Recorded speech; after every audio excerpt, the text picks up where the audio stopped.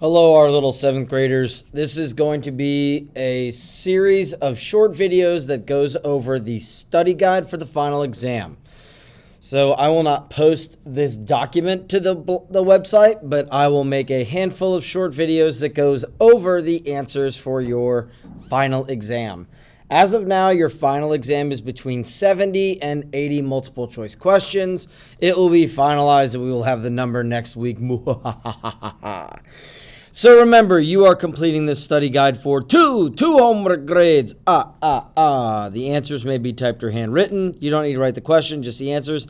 Do us a favor, and if you can, put this in your own words if it's easier. So here we go. We're going to look at the 5 pillars of Islam, which is from our religions unit. Shahada, which is the declaration of faith that you are a Muslim. Salat, which is prayer 5 times a day.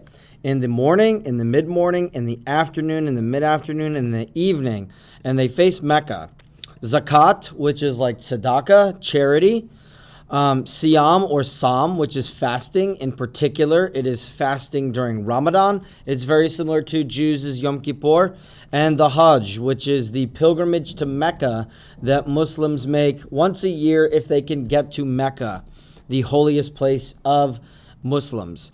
The founder of Islam is Muhammad, the prophet. He founded it in the 7th century CE, where he was in Saudi Arabian Peninsula area, where he had heard from the angel Gabriel to recite the words of Allah, which is the Lord.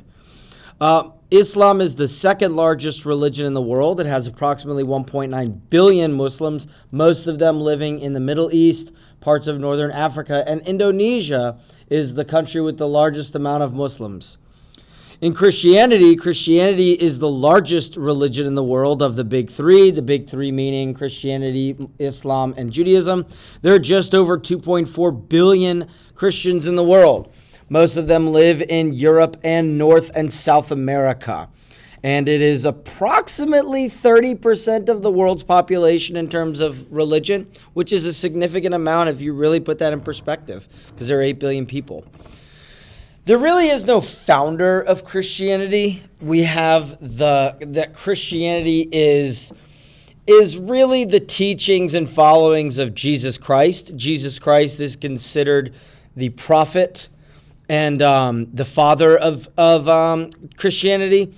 And Jesus Christ had many important teachings and lessons, very similar to that of Judaism. Jesus Christ himself was Jewish.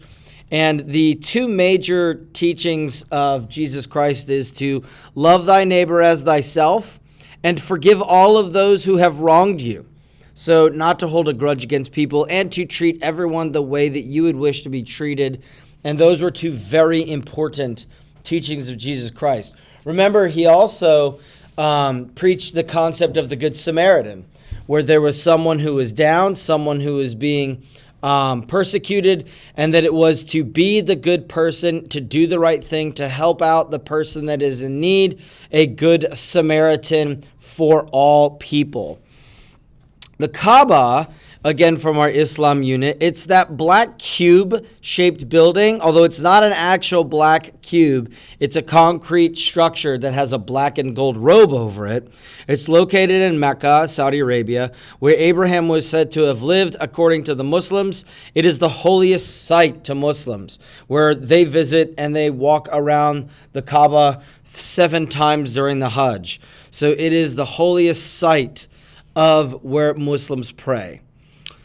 Gentrification goes all the way back to our first unit of the year, our geography unit. It's the process of renovating an older area and a poorer area to make it more middle or upper class. So whenever you see older buildings, generally in the inner city-ish area, knocked down, and then newer buildings, neighborhoods, eat, work, play areas, or stadiums or parks, stuff like that. The Beltline is a great example of gentrification, especially in Piedmont Park Midtown. The Battery is an excellent form of gentrification where the Braves play, because that was old parking lot areas. It was knocked down. They built apartments, they built bars, they built restaurants, they built shops, and they built a Braves stadium where the Braves play. They won the other day, by the way. I believe they swept the Cubs. A republic comes from our Rome unit. It is a government made up of elected officials by the people. We are a republic. We vote for the people to represent us. We do not run the government. We are not a democracy. Rome was not a democracy. Democracy means rule by the people. I don't rule. I mean, I rule, but I don't rule. I don't make rules. I don't make laws, even though I rule. I think you get it. So we elect people to make the decisions for us. And if we don't like the decisions for us, we fire them by electing other people. In the Roman Empire, the official language of the Roman Empire is Latin. Remember you had the roots quiz? That was fun. Maybe I'll put some roots on the test, the final. Maybe I should put that. Maybe I should. I'll think about it. But Latin is the official language of the Roman Empire, and other languages come from Latin. Other Romance languages, French comes from Latin. There were three things that connected the Roman Empire. Well, all right, there's more than three things. There's a lot of things. But roads, bridges, aqueducts, those things physically linked the Roman Empire.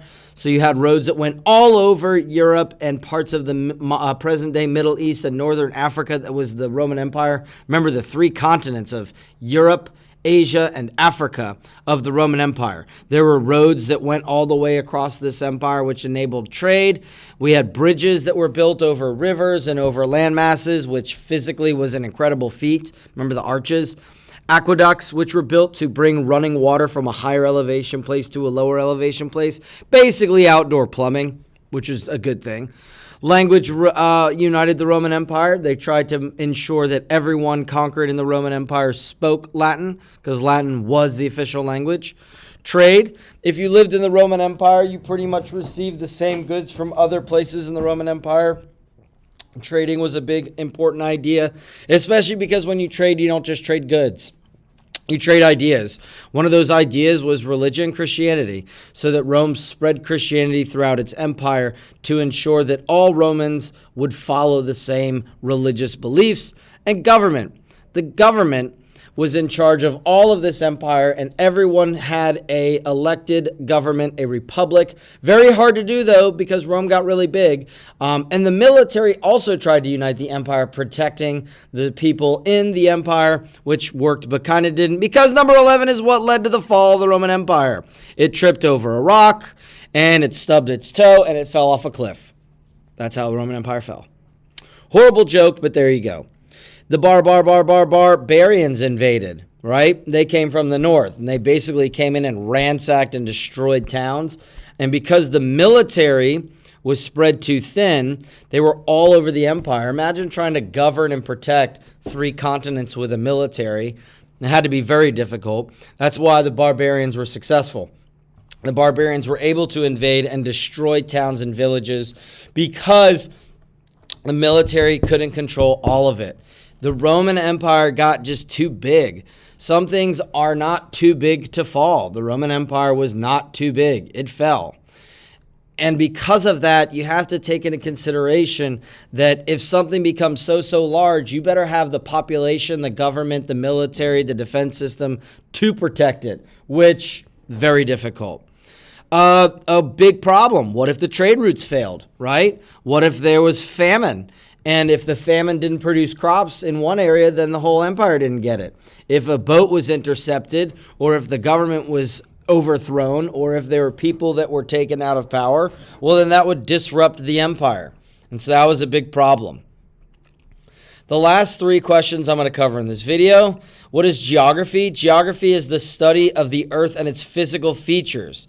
Physical features meaning geography, what a ding-dong. Topography, so mountains, rivers, lakes. Also, climate is studied in geography, weather patterns.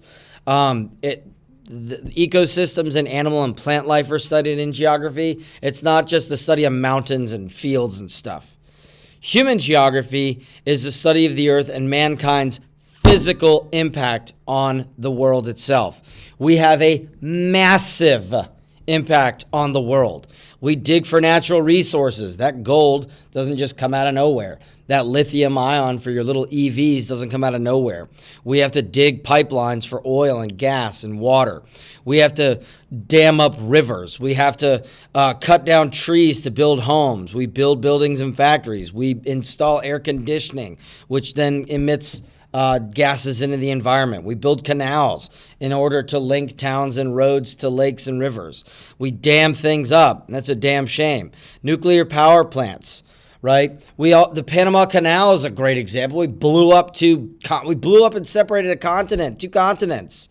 Humans have a massive impact on geography. Everything and anything we do physically to this earth impacts geography. There is video number 1 for you. Questions 1 through 14.